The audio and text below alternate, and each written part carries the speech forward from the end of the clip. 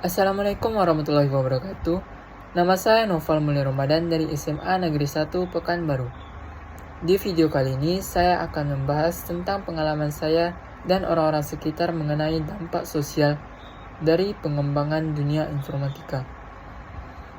Semuanya bakal saya bahas di video kali ini. Sebelum masuk, apa sih tujuan saya membuat video ini? Tujuan saya membuat video ini ialah meningkatkan kesadaran tentang dampak sosial dari pengguna teknologi informatika, baik yang positif maupun yang negatif.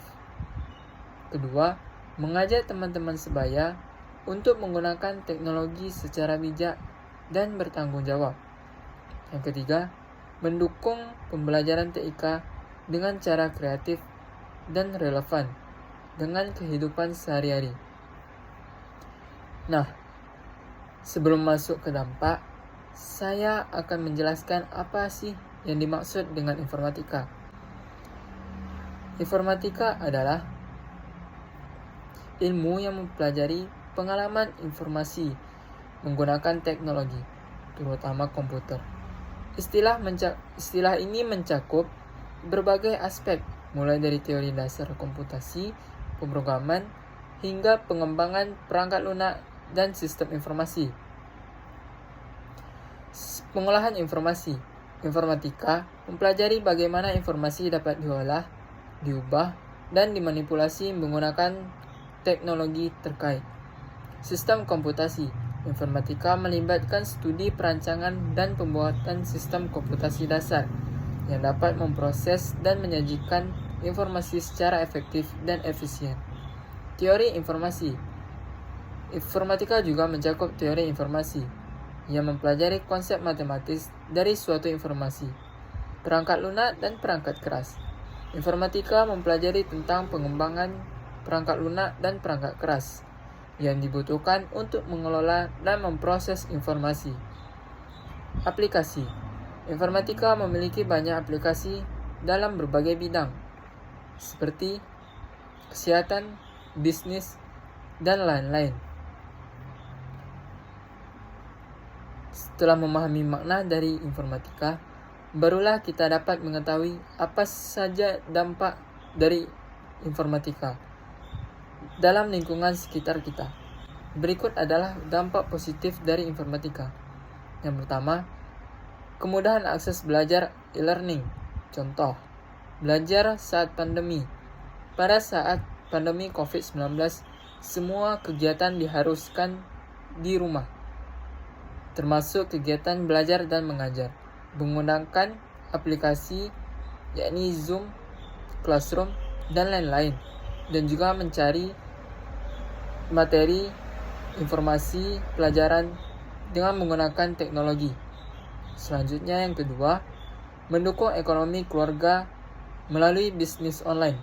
Contoh, teman yang promosi usaha kecil-kecilan lewat media sosial. Saat membuka usaha, teman saya mempromosinya lewat aplikasi, lewat media sosial, seperti meng-share-nya ke Instagram, membuat story TikTok, atau berbagai macam dengan menggunakan teknologi. Nah, setelah dampak positif ini, barulah kita masuk ke dampak negatif.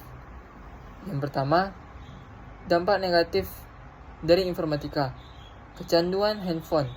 Contohnya, teman yang susah tidur karena kecanduan bermain game. Ia kecanduan bermain game dengan terus-terus bermain game online tanpa henti, bahkan mengganggu waktu tidurnya.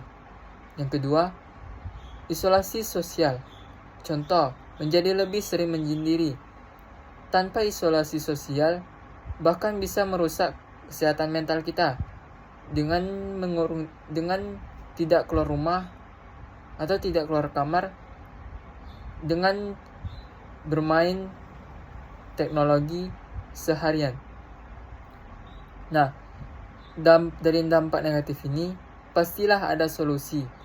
Solusinya adalah memberikan edukasi tentang literasi digital dan bahaya kecanduan teknologi. Ajak teman untuk beraktivitas offline seperti olahraga dan ngobrol santai. Selanjutnya, perlunya pendamping dari orang tua atau guru saat anak menggunakan internet. Perkembangan teknologi informatika telah mengubah banyak aspek kehidupan sosial kita, mulai dari cara kita berkomunikasi, bekerja, hingga bersosialisasi. Namun, seiring manfaat yang kita rasakan, ada juga tantangan yang perlu dihadapi secara bijak. Oleh karena itu, penting bagi kita untuk tidak hanya menjadi pengguna teknologi, tetapi juga pengguna yang sadar, cerdas, dan bertanggung jawab. Mari manfaatkan informatika untuk hal-hal yang positif dan membangun demi kebaikan diri sendiri dan masyarakat. Sekian dari apa yang saya sampaikan di video kali ini.